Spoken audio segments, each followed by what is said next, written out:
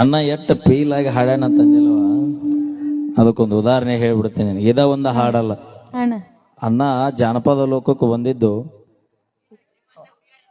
ಅಲ್ಲಣ್ಣ. ಜಾನಪದ ಲೋಕಕ್ಕೆ ಬರ್ಬೇಕಾರ ಒಂದು ರೀಸನ್ ಐತಿ. ಪರ್ಸೋನ್ ಒಬ್ಬ ಕಲಾವಿದ ಅನ್ನೋದು ಪರ್ಸೋನಾಗ ಅಟ್ಟ ಗೊತ್ತಿತ್ತು, ಜಗತ್ತಿಗೆ ಗೊತ್ತಿರ್ಲಿಲ್ಲ. ನಮ್ಮ ಉತ್ತರ ಕರ್ನಾಟಕದಾಗ ಯಾರಿಗೂ ಗೊತ್ತಿರ್ಲಿಲ್ಲ.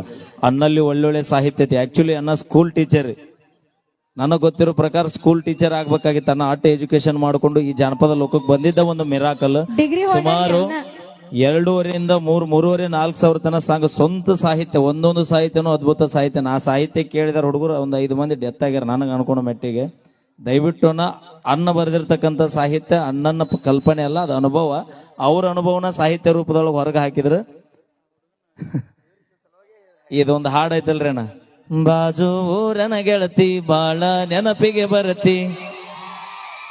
ಈ ಹಾಡ ಕೇಳಿದ ಮರದೇನ ಚಿಕ್ಕ ಪರ್ಸಲ್ಗೆ ಪೋಲ್ ಹಾರ್ಯಾನವ.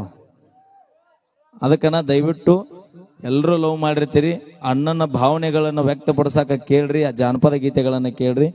ಅಣ್ಣನು ನೊಂದ ಪ್ರೇಮಿ, ಹಲವಾರು ಗೀತೆಗಳನ್ನ ಅಣ್ಣ ಬರೆದ ಸಾಹಿತ್ಯ ರೂಪದೊಳಗೆ ತಮ್ಮ ನೋವನ್ನ ಹೊರಗೆ ಹಾಕಿದ್ರು.